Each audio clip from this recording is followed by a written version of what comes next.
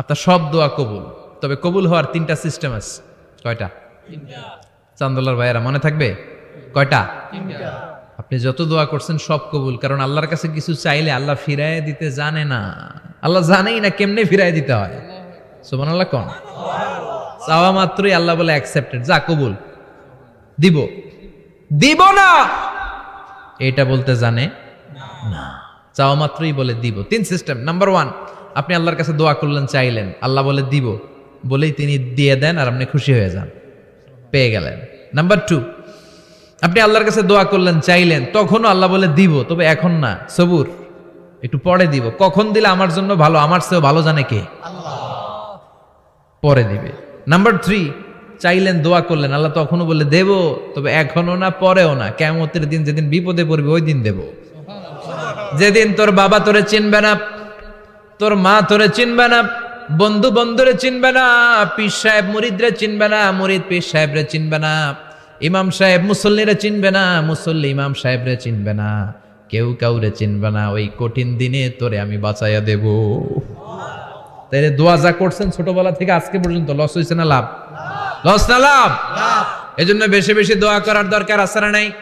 জীবনে যদি কোনো নেক আমল থাকে, ওই নেক আমল দিয়ে যদি আল্লাহর কাছে দোয়া করেন, দোয়া কবুল করে নিবে কে? তবে নেক আমলটা হইতে হবে শুধুমাত্র আল্লাহর সন্তুষ্টির জন্য। প্রত্যেকের জীবনেই কিছু আমল আছে যেটা লোক দেখানো করে, আছে না নাই? আবার কিছু আমল আছে আল্লাহরে খুশি করার জন্য করে, আছে না নাই? কথা বুঝতে পেরেছেন? রাত্রিবেলা যাচ্ছেন, কেউ নাই, রাস্তায় হঠাৎ দেখলেন মসজিদ, পাশে লেখা বড় করে দান বাক্স, পকেট থেকে কচকচে 1000 টাকার নোটটা ওইখানে ঢেলে দিলেন দান বাক্সের ভিতর। কেউ দেখে নাই, দেখছে কে? আল্লাহ। এটা পৃথিবীর কাউরে দেখানোর জন্য দিছিলেন? এই দানটা আল্লাহর কাছে প্রিয়। গোপন দান আল্লাহর রাগকে কমিয়ে দেয়।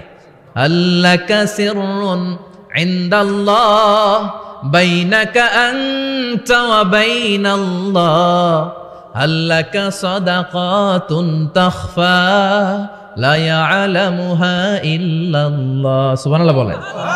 আল্লাকা সিররুন ইনদাল্লাহ, তোমার আর তোমার রবের মাঝে এমন কোন গোপন জিনিস আছে নাকি যেটা আল্লাহ ছাড়া কেউ জানে না? তোমার কোনোদিন কোনো গোপন দান আছে নাকি যেটা আল্লাহ ছাড়া কেউ দেখেনি? ওই দানটা আল্লাহর কাছে প্রিয়। চিল্লায় বলেন ঠিক কি না?